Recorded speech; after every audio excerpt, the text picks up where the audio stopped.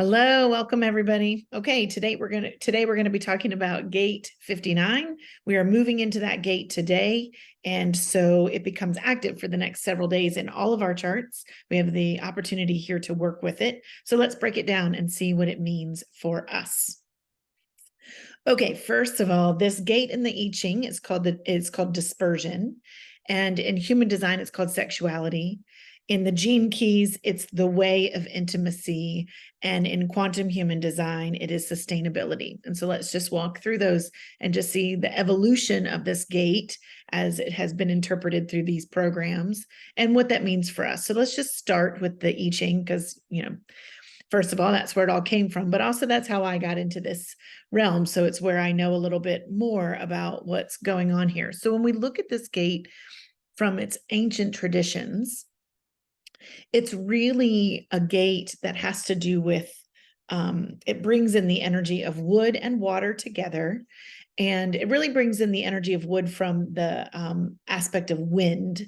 And so, again, the name of this gate in the I Ching is dispersion.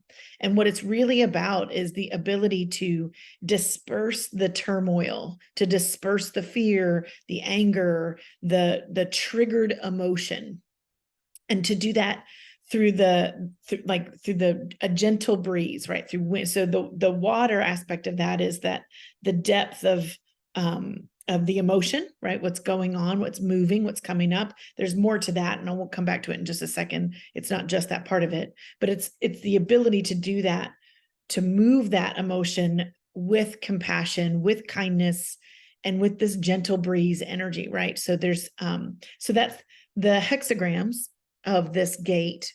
That's what they're rooted in, is the abysmal, which is the water part of that, and then this wood aspect, the wind, to carry it away. So we can see how we've got this energy of dispersion, right? What it's really asking us to do is, before we react, before we engage, before we come into relationship, knowing that this gate is found in the it's one of the union gates, right? So it's really about relationship at the heart of it. It's really about who we are in relationship. It's part of the Venus sequence in the gene keys. And so it's really asking us to look at what gets in the way of our ability to connect fully. And we'll look at that when we get to the gene key in just a minute, because that's the way of intimacy. But first, I want to talk about the lines of this. So when we look at a gate, remember we have the line that goes with it, right? So it could be 59.1, 59.2, and we're looking at the whole gate for everyone, right? Which is this: how can I disperse my emotions before I come into relationship? And we're going to look at that in more depth in just a second. And then the lines help us move through the evolution of the gate, right? It helps us to have all the skill set that we need to express this gate in its highest expression. It can show us where along the path of this gate that we're getting out of balance. So in the one line of it, it's really asking us to release misunderstanding, to disperse the alienation that is created when we misunderstand each other. A lot of this gate has to do with how we get bunkered up in our own opinion of what's right and wrong, good and bad. We've been working with this theme for the last several gates, this idea of good and bad. And in this particular case, we're looking at how the concept of good and bad makes us create blockages between really ourself, and we'll look at that at the gene key, where we're not being honest with ourselves, but also how we then project our pain onto our partnerships or into the ethos to be reflected back to us in some way, right? So at this first level, it says, first, let's disperse misunderstanding. Is it possible that you misunderstood, right? Is it possible just to take that one breath and say, is it possible that I don't understand what's going on here? And then we can move to the 2 line, which is, and if it's possible, can I shift my perspective? Is it possible for me to understand if someone has hurt me deeply? Can I take a step back and say, what what is their point of view, right? And this is something that I think, we're seeing. I'm not bringing up politics all the time, but politics is definitely relationship. At this point, we really have moved into polarity in really deep ways. And we can see where this misunderstanding and this refusal to see someone else's point of view has created deep gaps between party lines, right? And so that's a good example. And what happens is Brene Brown talks about bunkering. We end up like in our own bunker. Our AI on our computer starts to support that. We start to get news that only supports what we want to see, that confirmation bias. And then we can build up our own bunker. And of course, we're right and they're wrong. Can't they see how wrong they are? So this second line says, wait a minute, is it possible that you're the one that's not seeing something? And is it possible that even if you are, that you could come around to see what their point of view is? So it's the line of perspective here. Can I turn around and see it from a different perspective? Can I let my pride fall? And also this line asks us, fundamentally, it asks us to question hopelessness, the idea that it's hopeless that we can all be united. And so therefore we go into convincing. And if we can't convince, then we go into fighting. And if we can't fight, then we go into escapism, right? There's this whole triggered response. But the highest expression of this gate, and again, we'll get there, is really about the oneness of us all, as all gates really ultimately come to, but from the perspective of an open-hearted living. And when we get there, we'll talk about it. What could that look like if we were really open-hearted, which would mean that we were going at things gently, with compassion, with kindness, and not afraid to be wounded because we're meeting our own needs. So the third line then says that we need to dissolve these accumulated feelings. So a lot of this gate, again, we'll look at it when we get to the gene key, but a lot of this gate is about peeling back the layers of trauma that we've built up, either through our own lifetime or through the karmic ancestral DNA level of this, which we will also look at in a minute. So this line says, can I peel away all of this junk, the story that I tell myself about this that makes me get defensive? And if I can peel that away, what's left? What's there underneath all the places where I've built up my narrative, right? I've built it up. So the fourth line of this then asks us to question the group bond. And what that means in this situation is it says, it's really breaking the bond of group. So one, it's like, do I need to go along with the group? Do I need to think like the group? Can I think differently than the group? Do I actually have a different opinion and I'm forcing myself into the group? So, and that's the collective as well as our chosen groups that we have around us. But it also then asks us to say, am I running around with my conviction that I am right and someone else is wrong? My group is right, this group is wrong, and therefore I need to come in and save them in some kind of way, right? Like there's when one group decides that another group isn't doing it well, there's we're going to go about it one of two ways. Tendency is to either try and conquer it or to try and fix it, to save it. And a lot of this gate is really about releasing the need to come in and save things, right? Like to really just actually step back, let the emotions move, and then see what's there. And so then that moves us to the fifth line. The fifth line says just that. It says when I've broken from the group, then I no longer need to move in. I can dissolve this need to fix something. So when we dissipate those negative emotions on our own, and we'll talk about that a little bit more when we look at it from the gene key, when we dissipate these emotions, this riled up feeling that we have, whatever it is, anger or fear or blame or whatever it is, when we let that dissipate, then there's nothing to do. No one can actually harm us, and we're not projecting the need for someone to change anymore, right? So and then that would bring us to the sixth line, which is that we don't need to stir the pot a little bit of when we get to the sixth line, it's about not even bringing it up anymore. It becomes irrelevant, right?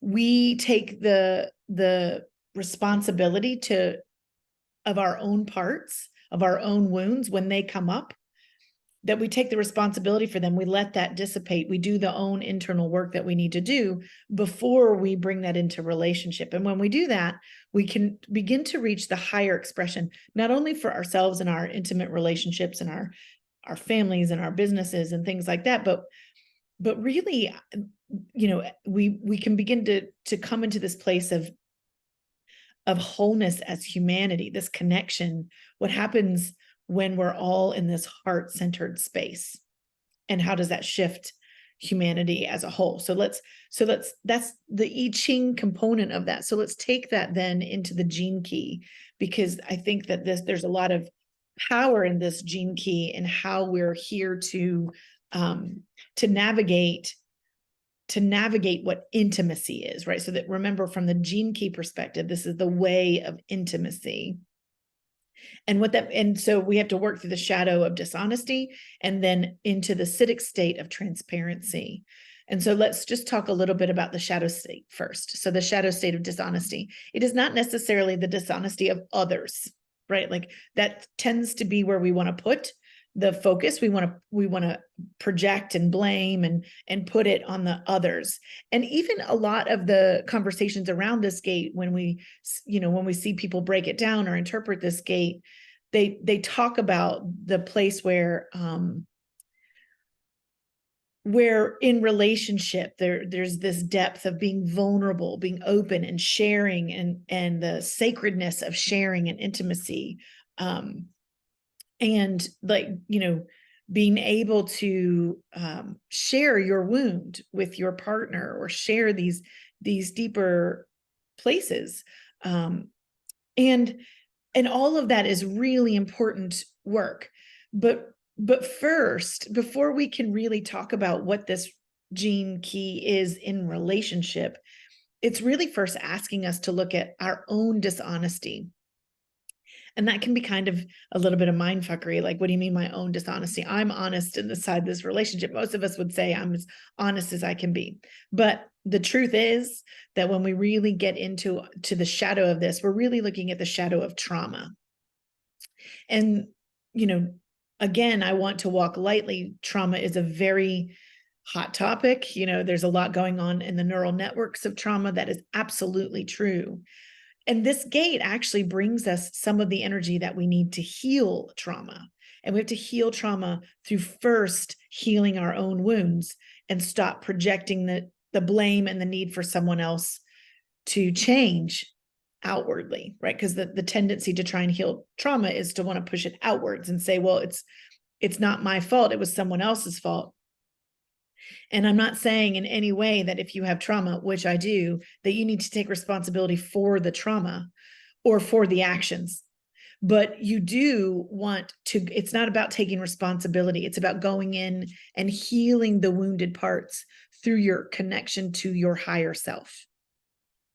It isn't about outwardly trying to fix it. It isn't about forgiveness, although forgiveness becomes I do forgiveness work with my clients, and it's always it's an end result. We're never trying to forgive. If we're trying to forgive, as we just saw in one of the last gates that we did, then we're still in a place of you're right and I'm wrong, or I'm right and you're wrong, and I forgive you for that, right? And so it's still not quite in that full space of the beyond the pain. And this is the gate that helps us move beyond the pain. It says, I have to peel away all the layers of my own trauma by doing internal work, by bringing all of my parts. This is where parts work is so amazing. By bringing those parts that have those wounds, and they have collected narrative around those wounds. They've collected evidence for those wounds. They've collected perspective around those wounds, and righteousness and judgment and opinions. I mean, wounds really start collecting quite a bit of data, right? And so this gate asks us to heal those wounds first for ourselves. In doing so, we are able to then go deeper and heal these wounds that are here. This is the ancestral, when we're working with this gate, after we've healed our own wounds, we are capable then of healing the whole collective, of being able to go deeply and hold the wound of the collective, this collective trauma that we have in our DNA, in the sanskaras in ancient traditions, in the Ayurvedic traditions, these core wounds that are passed down to us through our DNA, through our generations, through ancestors. And so what it's asking us, and this is the abysmal part of that depth of this key, right? Like to go deep into and keep going. Like we come to a layer and we look at the narrative, and we look at the narrative, and we look at what we're telling ourselves, and then we go deeper, and like what's even under that, and then we go deeper, and what's even under that, and we go deeper until we get all the way to the bottom, to the very blackest part, to the very deepest part of the pit. And again, like we've been looking at these gates that are all about going all the way to because we're in that sacral chakra, going all the way to the depth of the darkness, and then allowing the light to come forward, allowing the inner light to move, to guide us from there. But first we have to be willing to go into the depth of it. What are the thoughts and the emotions and the narrative I have around it? What are the core beliefs that are there underneath that? What are even under that? What are those primitive primal fears that are driving my actions and driving this narrative of this part that carries the wound? And then bringing the light of our heart, going all the way to the deepest darkness place of that wound, and bringing the light, bringing the kindness, bringing the gentle breeze, bringing the love.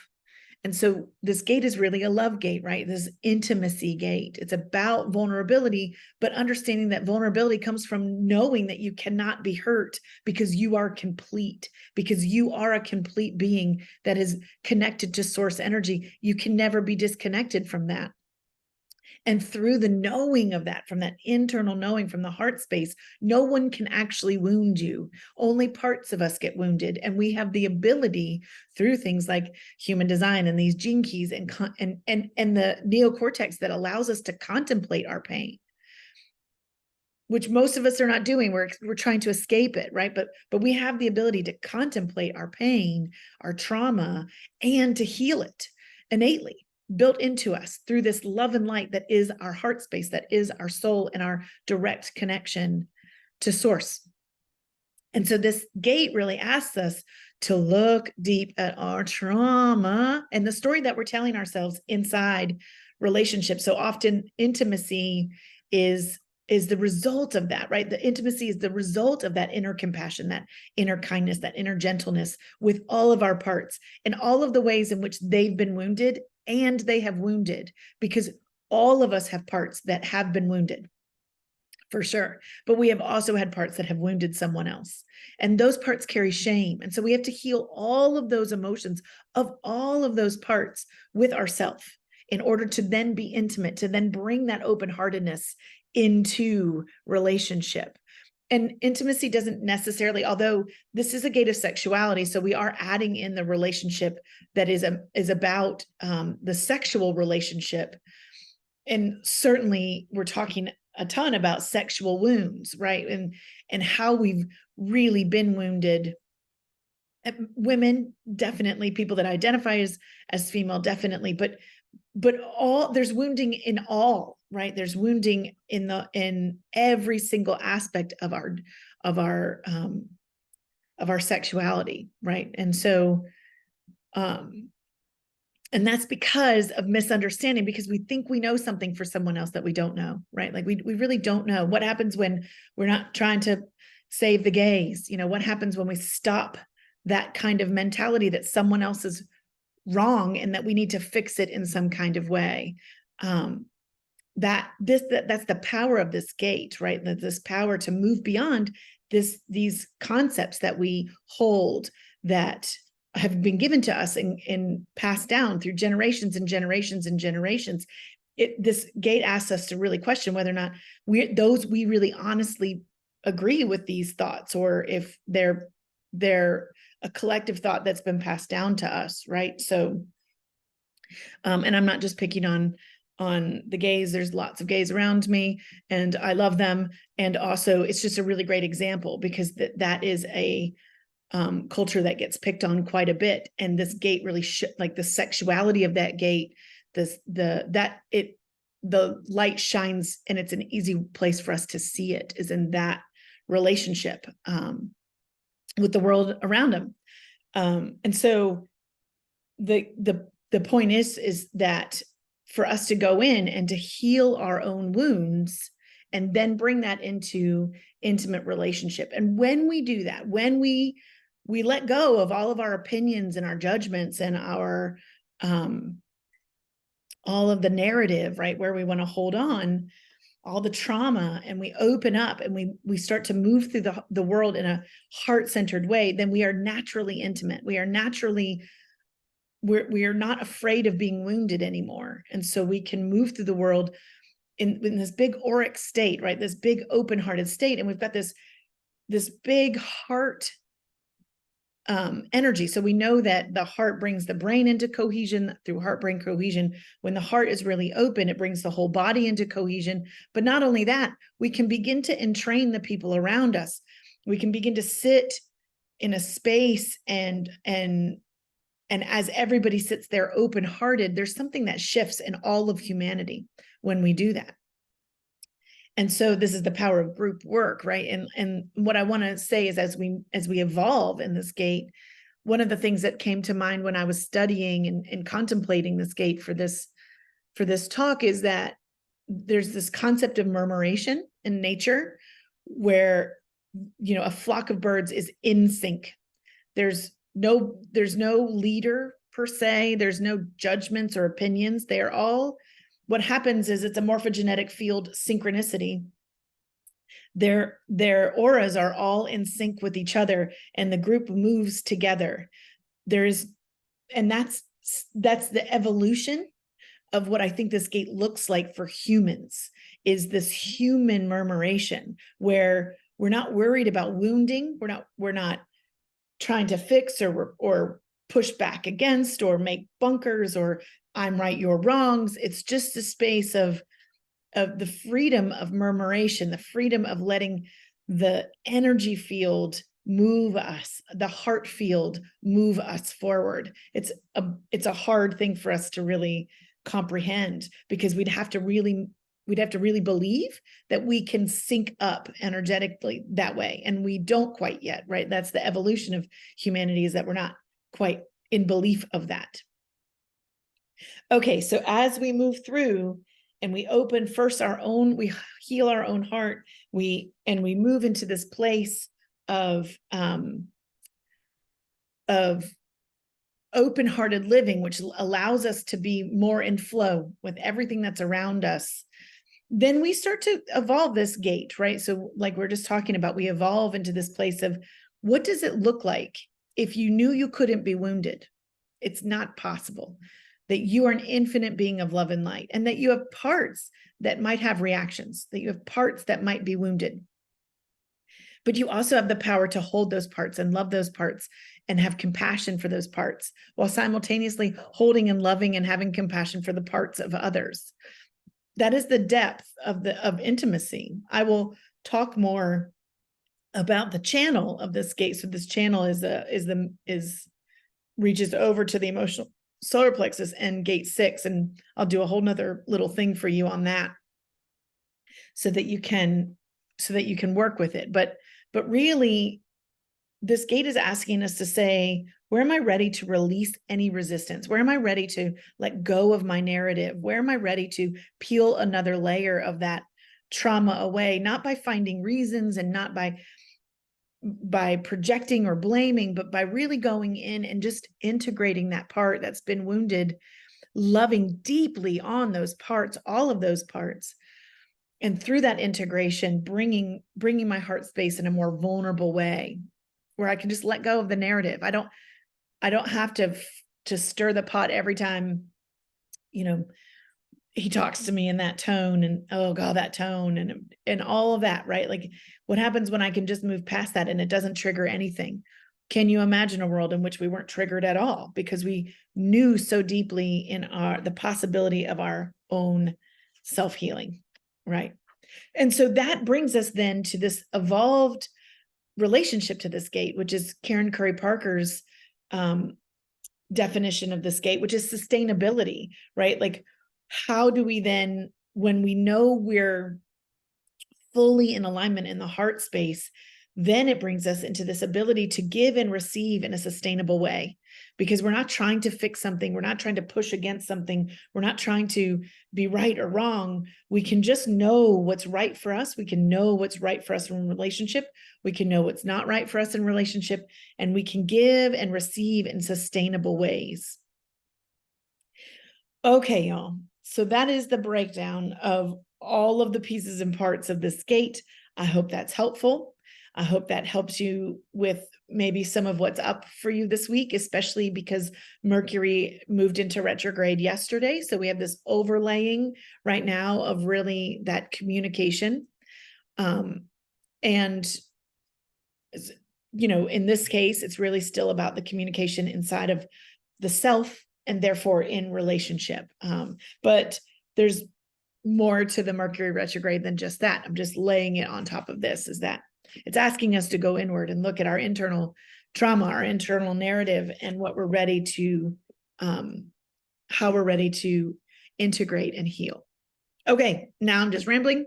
I will see you next time.